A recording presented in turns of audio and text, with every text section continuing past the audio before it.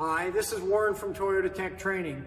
This is a follow-up to my voltage drop video. I want to show you a really quick and easy application, something you might use every day. Okay, so let's remember what voltage drop is. Voltage drop is how much voltage is being used by a component. We can use this to check the continuity of a connector. So I'm going to check this battery. I'm going to look at the battery terminals versus the battery post and see how much electricity is being used or lost across that connection. So first I'm going to go to the positive side here. And on this one, between my terminal and the battery post, I've got a reading of 0. That's a good solid connection.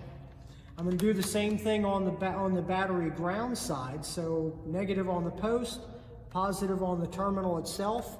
And I'm using, wow, this is using almost 1 volt. I'm losing 1 volt in that connection.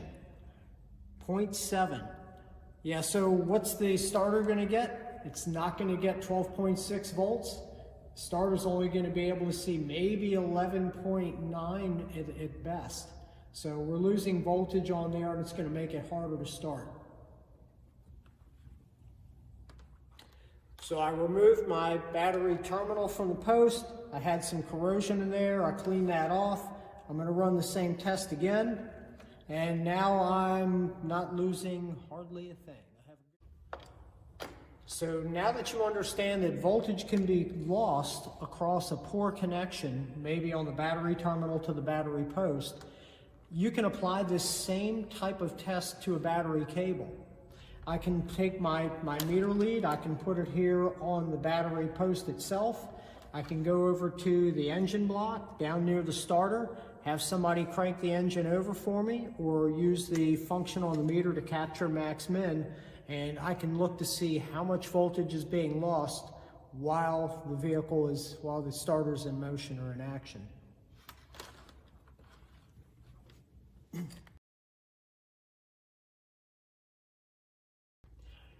So occasionally you may get a car that comes into your bay and the customer's complaint is about a slow crank. So you've already checked the battery and you're thinking, well, it's probably the starter. Before you just throw a starter at it, try this. Take a look at your cables. I'm going to show you how to do a voltage drop test on the ground cable. Now, the ground cable goes from the battery itself down to a chassis ground. I want to determine how good that connection is, and this is a simple test to do it. All I need to do is to have my positive lead down to chassis ground. I need to have my negative lead attached over here at the top of the battery cable. So when I start the engine or crank the engine over, it's under load. I'm going to use the meter to capture that data. I want to see whether or not I get a voltage reading just by monitoring the negative cable. So I've got it on DC voltage. I'm going to set my meter to min-max, and I want to see what the maximum value is when I start the car.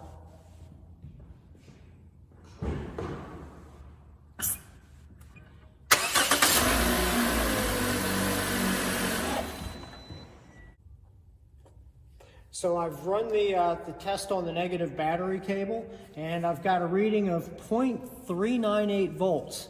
Well, the cable itself shouldn't use any voltage, maybe up to 0.2. That's all that Toyota allows. You can find that in the starting and electrical QTG. So 0.398 versus 0.2, I've got a connection problem between the cable itself and the chassis ground. My first step now would be to go back and to check my connections. If the connections are good, they're clean, they're tight, I've got a problem with that cable and it needs to be replaced. It's not the starter. Okay, so now you know a little bit more about voltage drop. I've given you a good real-world example for how you might use it on a car. So go out there and fix something.